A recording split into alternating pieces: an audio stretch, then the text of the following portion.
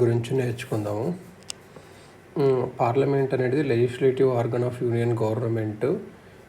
ఇది ఒక central position ఉంటుంది. ఇండియన్ డెమోక్రటిక్ పొలిటికల్ సిస్టంలో ప్రీ ఎమినెంట్ పొజిషన్ కూడా ఉంటుంది. పార్లమెంటరీ ఫార్మ్ ఆఫ్ గవర్నమెంట్ వల్ల వెస్ట్ మినిస్టర్ కూడా అంటాము. ఆర్టికల్ 79 to 122 పార్ట్ 5లో ఉంటవి. ఆర్గనైజేషన్, కంపోజిషన్, డ్యూరేషన్, దానంతా పార్లమెంట్కి సంబంధించింది. ఆర్గనైజేషన్ ఆఫ్ పార్లమెంట్ ఏంది? కాన్స్టిట్యూషన్ ప్రకారము పార్లమెంట్ ఆఫ్ ఇండియాలో 3 పార్ట్స్ ఉంటాయి. ఒకటి president, 2 council of states, 2 house of people. 1954లో Hindi names Rajya Sabha and Lok Sabha adopt చేసుకుంది కౌన్సిల్ ఆఫ్ స్టేట్స్కి అండ్ హౌస్ ఆఫ్ పీపుల్కి. 1954లో రాజ్యసభ అనేది upper house, second chamber or house of elders. Lok Sabha అనేది lower house, first chamber or popular house. Rajya Sabha ఏం రిప్రజెంట్ చేస్తుంది? స్టేట్స్ని రిప్రజెంట్ చేస్తుంది, యూనియన్ టెరిటరీస్ని రిప్రజెంట్ చేస్తుంది. లోక్సభ ఏమో people of India as a హోల్ని రిప్రజెంట్ చేస్తుంది. President of India is member, not a member of either house of parliament. ఏ హౌస్లో కాదు, పార్లమెంట్లో కూర్చోడు మీటింగ్స్ అటెండ్ అవ్వడానికి. తన integral part of the parliament. Integral part of parliament అంటే ఈయన కూడా ప్రెసిడెంట్, లోక్సభ, రాజ్యసభ 3 పార్ట్స్ పార్లమెంట్లో. ఇదని ఇంటిగ్రల్ అంటే దిస్ ఈజ్ బికాస్ ఏంటంటే bill passed by both the houses cannot become law without the president assent. So ఈయన 3 పార్ట్స్ అనొచ్చు. ఈ also perform certain functions relating to the proceedings of the parliament. ఎగ్జాంపుల్కి summons చేయడం, prorogues చేయడం, both the హౌసెస్ని dissolve చేయడం లోకసభలో, address both the houses, ఆర్డినెన్స్ని ఇష్యూ చేయడము ఎప్పుడు సెషన్స్ లేకుంటావో ఇట్లా సో ఉన్నాయి. కాబట్టి ఇది కూడా 1 part of the parliament. Lok Sabha, Rajya Sabha, president. Framers of the Indian constitution అనేది బ్రిటిష్ ప్యాటర్న్ మీద ఎక్కువ ఫాలో అయ్యారు అమెరికన్ ప్యాటర్న్ కన్నా. బ్రిటన్లో పార్లమెంట్ అనేది ఏమేమి ఉంటాయి? క్రౌన్ అంటే king or queen, house of lords upper house, house of commons lower house, ఇలా ఉంటుంది. అమెరికన్ ప్రెసిడెంట్ అనేటనే ఇంటిగ్రల్ పార్ట్ ఆఫ్ లెజిస్లేచర్ కాదు. మళ్ళీ ఇన్ యూఎస్ఏ లెజిస్లేచర్ అనే దాన్ని కాంగ్రెస్ అంటారు. దాంట్లో సెనేట్ ఇంకా హౌస్ ఆఫ్ రిప్రజెంటేటివ్స్. సెనేట్ అంటే upper house, house of representatives అంటే లోవర్ హౌస్ ఉంటుంది. సో అమెరికాలో ప్రెసిడెంట్ అనేట integral part of parliament legislation కాదు. లెజిస్లేచర్ని కాంగ్రెస్ అంటారు. అప్పర్ హౌస్, అందులో అప్పర్ హౌస్ ఏమో సెనేట్ అంటారు, లోవర్ హౌస్ ఏమో హౌస్ ఆఫ్ ద రిప్రజెంటేటివ్స్ అంటారు. పార్లమెంటరీ ఫార్మ్ ఆఫ్ గవర్నమెంట్లో ఏముంటుందంటే inter dependence between legislative and executive organs ఉంటుంది. Whence we president in parliament ఉన్నాడు, like the crown in parliament Britain. Presidential form of గవర్నమెంట్లో separation of legislative and executive organs ఉంటుంది. And the American president is not regarded as constituent part of the congress. మన దాంట్లో ఏమో inter dependence ఉంది, అక్కడేమో ఎక్కువ separation ఉంది. ఇప్పుడు హౌస్లెస్లో ఏముంటాయి? ఇప్పుడు కాంపోజిషన్ ఆఫ్ రాజ్యసభ చూద్దాం. అంటే రాజ్యసభలో యాక్చువల్గా మ్యాక్సిమం స్ట్రెంగ్త్ అనేది 250లో ఫిక్స్ చేశారు. అవుట్ ఆఫ్ విచ్ 238 అనే వాళ్ళు, 238 ఏమో representatives of the states and union territories and 12 ఏమో nominated by the president. So maximum strength of Rajya Sabha 250లో ఫిక్స్ చేశారు. అవుట్ ఆఫ్ విచ్ 238 ఏమో representatives of the states elected and union territories 238, 12 ఏమో nominate చేస్తారు. So ఇది అన్నట్టు 250లో 238 రిప్రజెంటేటివ్స్ ఇండైరెక్ట్లీ ఎలక్కుంటుకుంటారు. ప్రజెంట్గా రాజ్యసభలో అయితే 245 మెంబర్సే ఉన్నారు. Out of this 225 members represent states, 8 represents union territories and 12 members are nominated by the president. So ఇది కానీ ఇప్పుడు ప్రజెంట్ దానిలో మాత్రం 245 మెంబర్సే ఉన్నారు. ఇదే మ్యాక్సిమం నెంబర్ 250 అన్నట్టు. 4th schedule of the constitution అనేది allocation of seats in Rajya Sabha to states and union territories deal చేస్తుంది. 4th షెడ్యూల్ అన్నట్టు. Representation of states, the representatives of states in Rajya Sabha అనేది ఎవరు ఎలక్టుకుంటారు? మెంబర్స్ ఆఫ్ లెజిస్లేటివ్ అసెంబ్లీ వాళ్ళు ఎన్నుకుంటారు. Election అనేది with the system of proportional representation by means of the single transferable vote ద్వారా జరుగుతుంది. Seats are allocated to the states in the Rajya Sabha on the basis of population మీద చేస్తారు అన్నట్టు. Population మీద చేస్తారు. నెంబర్ ఆఫ్ రిప్రజెంటేటివ్స్ అనేది states to state vary అవుతుంది. ఉత్తరప్రదేశ్కి 31 members ఉన్నారు, త్రిపురకి ఒక్కరే అన్నట్టు. యూఎస్ఏలో అయితే అన్ని స్టేట్స్కి ఈక్వల్ రిప్రజెంటేషన్ ఇస్తారు సెనేట్లో ఇర్రెస్పెక్టివ్ ఆఫ్ పాపులేషన్. యూఎస్ఏలో 50 స్టేట్స్ ఉన్నాయి కాబట్టి 100 మెంబర్స్ ఉంటారు సెనేట్లో, 2 మెంబర్స్ ఫ్రమ్ ఈచ్ స్టేట్. ఇప్పుడు యూనియన్ టెరిటరీస్ ఎట్లా అంటే each union territory in Rajya Sabha are indirectly elected by members of an electoral college especially constituted for the purpose. రాజ్యసభలో ఎలా అంటే representatives of each union territory in Rajya Sabha are indirectly elected by members of an electoral college. ఒక electoral college ఉంటుంది especially constituted for the purpose. This election is also held in accordance with the system of proportional representation by means of the single transferable vote. Out of 9 union టెరిటరీస్లో only 3కి మాత్రమే representation ఉంది రాజ్యసభలో. ఢిల్లీ, పుడుచ్చేరికి, Jammu and కాశ్మీర్కి. ఢిల్లీ, పుడుచ్చేరికి, Jammu and కాశ్మీర్కి మాత్రమే ఉంది representation. The population of other 6 union territories చాలా చిన్నగా ఉంది, సో రిప్రజెంటేటివ్స్ ఉండాల్సిన అవసరం లేదా అని భావించారు అన్నట్టు. 12 నామినేట్ చేస్తారు. ఎవరు నామినేట్ చేస్తారు? ప్రెసిడెంట్ నామినేట్ చేస్తారు. ఎవరికైతే స్పెషల్ నాలెడ్జ్ ప్రాక్టికల్ ఎక్స్పీరియన్స్ ఉంటుందో, ఎక్కడ ఉంటుంది? Art, literature, science and social service. Science ఇంకా సోషల్ సర్వీస్ ఇదన్నట్టు. ఎందుకు ఇలా ప్రిన్సిపల్ ఆఫ్ నామినేషన్ ఇచ్చారు అంటే ఎమినెంట్ పర్సన్స్కి ప్లేస్ కల్పించాలి రాజ్యసభలో అని చెప్పి, ఎలక్షన్ ఫైట్ చేయకుండా అని చెప్పి. అమెరికన్ సెనేట్లో నామినేట్ నెంబర్స్ ఉండరు.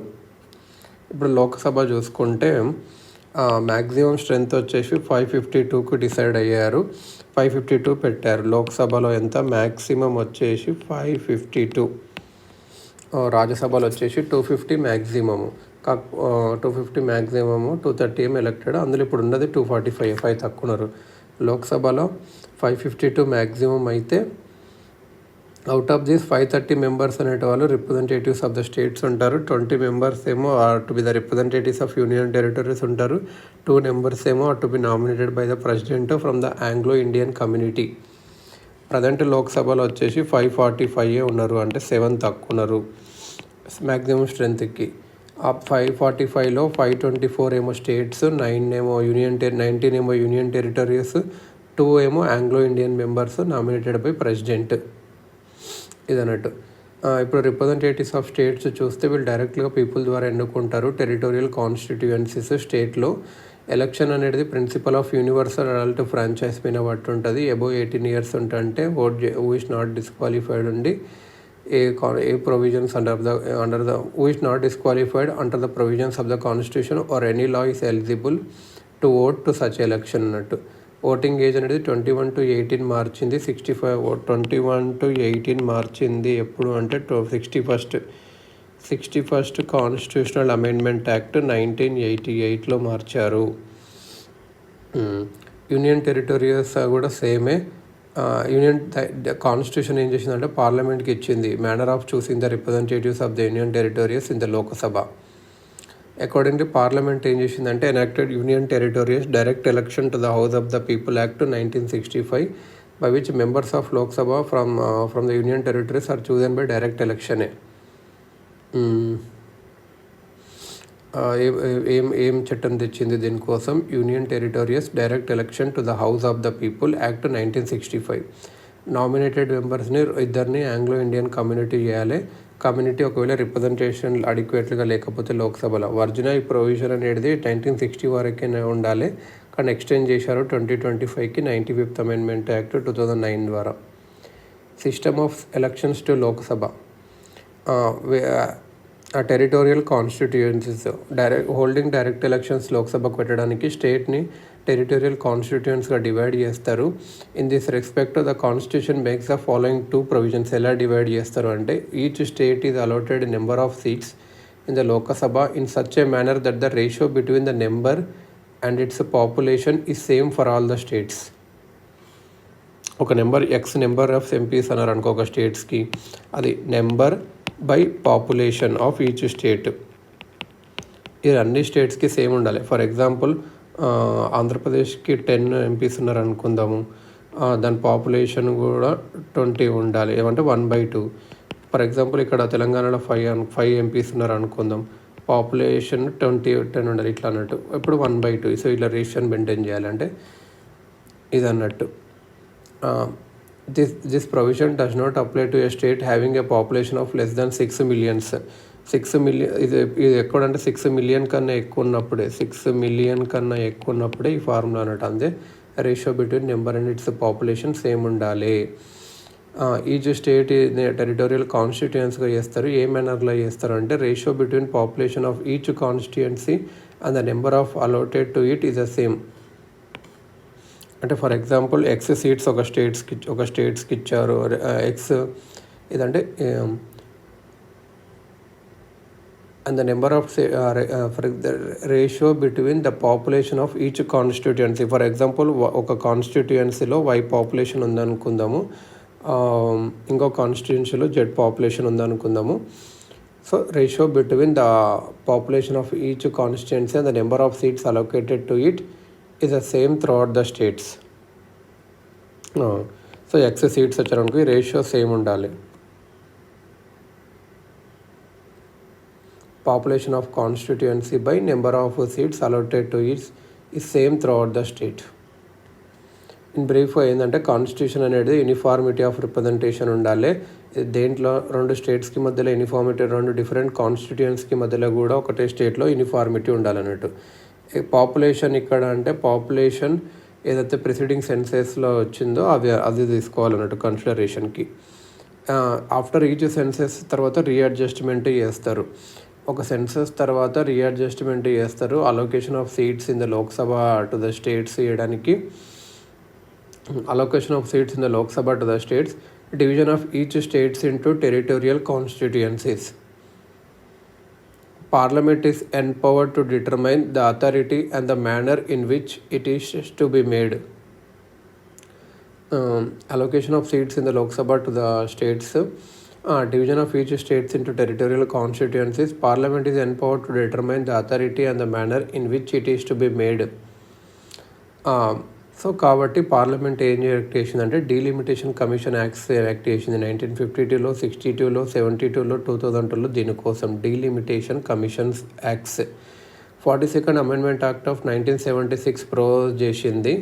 42nd amendment act of 1976 propose చేసింది అలొకేషన్ ఆఫ్ సీట్స్ లోక్సభకు state in the Lok Sabha to states and division of each state into territorial constitution till the year 2000 వరకు ఎట్ 1971 లెవెల్స్లో చేయాలని చెప్పి. ఈ బ్యాన్ ఆన్ రీఅడ్జస్ట్మెంట్ ఎక్స్టెండ్ చేశారు ఇంకా 25 ఇయర్స్కి, 2026 వరకు. 84th అమెండ్మెంట్ యాక్ట్ ఆఫ్ 2001 ద్వారా with the same objective of encouraging population limiting measures. 84th amendment act of 2001 ఏం ఎంపవర్ చేసిందంటే గవర్నమెంట్కి అండర్టేక్ చేయొచ్చు readjustment and rationalisation of territorial constituencies in the స్టేట్లో on the basis of population figures of 1991 census మీద చేయొచ్చు అని చెప్పి 84th CA చెప్పింది of 2001, 84 CA of 2001. Later the 87th amendment of 2003 ఏం చేసిందంటే delimitation of constituencies on the basis of 2001 census and not 1991 census. However this can be done without altering the number of seats allocated to each state in Lok Sabha. ఆ numbers ఒక స్టేట్లో numbers change చేయకుండా alteration చేయొచ్చు constituencies అని చెప్పి 87th amendment 2003లో వచ్చింది, అది చెప్పింది అన్నట్టు.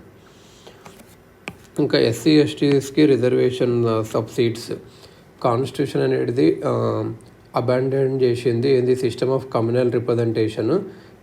ఇట్ ప్రొవైడ్స్ కమ్యూనల్ రిప్రజెంటేషన్ అయితే లేదు. Only reservation of scheduled caste, scheduled ట్రైబ్లో ఉంది పాపులేషన్ రేషియోస్ మీద. ఈ రిజర్వేషన్ అనేది 10 years ఉండాల్సింది 1960 వరకు, కానీ ఎక్స్టెండ్ చేశారు కంటిన్యూస్లో 10 years ప్రతిసారి. రీసెంట్గా వచ్చే 95th అమెండ్మెంట్ యాక్ట్ ఆఫ్ 2009 ఇది వచ్చేసి 2020లో కూడా ఎక్స్టెండ్ చేశారు. So seats are reserved for scheduled caste and scheduled tribes. అందరూ సీట్స్ వాళ్ళకి రిజర్వ్ చేసిన అందరూ ఓట్లు వేయాలన్నట్టు. కాన్స్టిట్యుయెన్సీలో సపరేట్ ఎలక్టోరేట్ అంటూ ఏమీ లేదు. Number of scheduled caste and scheduled tribe is also not debarred from contesting a general seat అన్నట్టు non reserve. 84th Amendment Act of 2001 ఏం చెప్పిందంటే for refixing of the reserved seats on the basis of the population figures of 1991 census as applied to the registralization of the general elections. Later 87th Amendment Act 2003 provided for the refixing of the reserved seats on the basis of 2001 census and not 1990 census. 87th CAA ఏదైతే 2003లో వచ్చిందో ఇది 2001 senses తీసుకోవాలని చెప్పింది. 84th CAA ఏదైతే 2001లో వచ్చిందో ఇది 1991 senses అని చెప్పింది అన్నట్టు. ఇది అన్నట్టు ఒకటి ఇక్కడ నేర్చుకోవాలి. First past the post system. First past the post system ఇదేంటంటే కాన్స్టిట్యూషన్ అనేది system of proportional representation in the case of Rajya Sabha adopt చేసుకున్న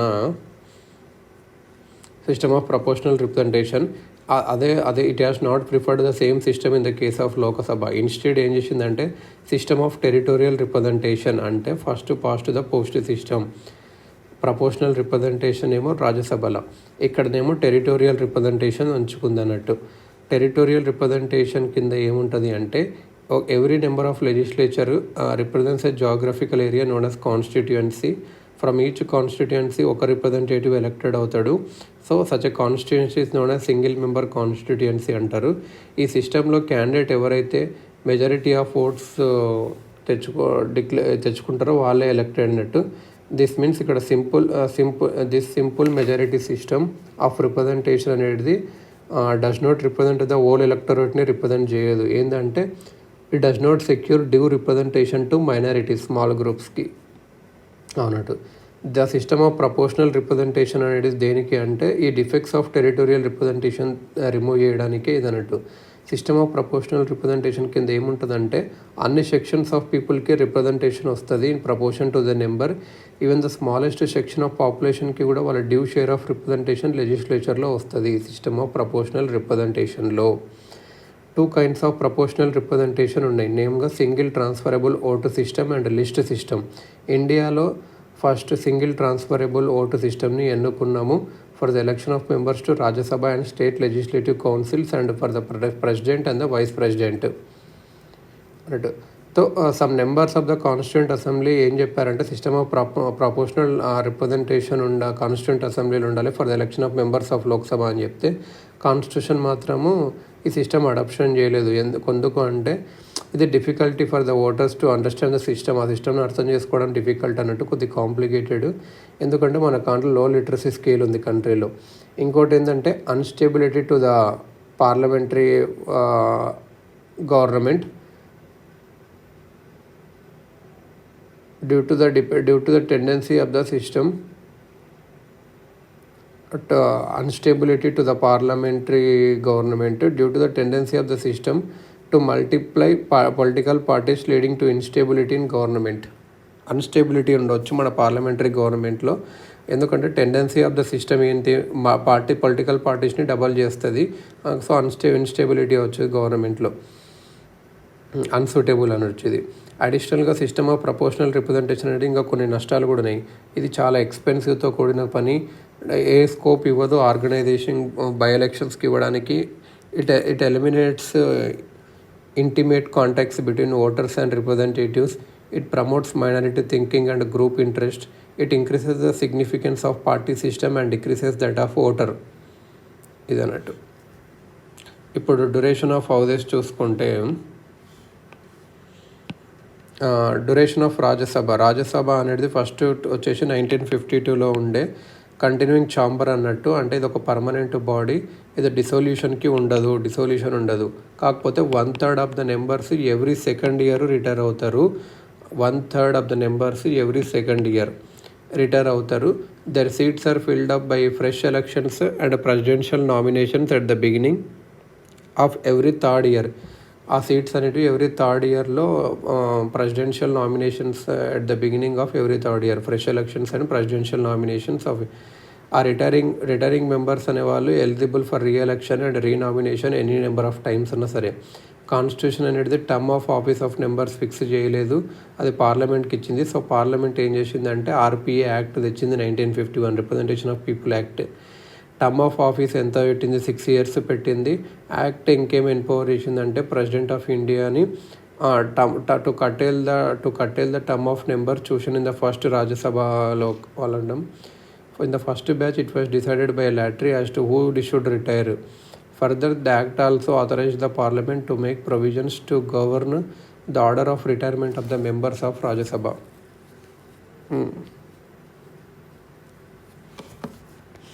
ఇప్పుడు డ్యూరేషన్ ఆఫ్ లోక్సభ చూసుకుంటే రాజ్యసభలా కాకుండా లోక్సభ అనేది ఒక కంటిన్యూయింగ్ ఛాంబర్ కాదు. ఇది నార్మల్ టర్మ్ వచ్చేసి 5 years ఉంటుంది ఫస్ట్ మీటింగ్ ద్వారా after general elections, after which ఆటోమేటికల్గా డిసాల్వ్ అవుతుంది. ప్రెసిడెంట్కి కూడా పవర్ ఉంది, అథరైజేషన్ ఉంది. లోక్సభని ఏ టైంలన్నా బిఫోర్ కంప్లీషన్ ఆఫ్ 5 years చేయొచ్చు. అది ఛాలెంజ్ కోర్టులో చేయలేము. Lok Sabha can be extended during the time of national emergency by law of parliament for 1 year at a time for any length of time. However, this extension cannot continue behind a period of 6 months after the emergency has ceased to operate.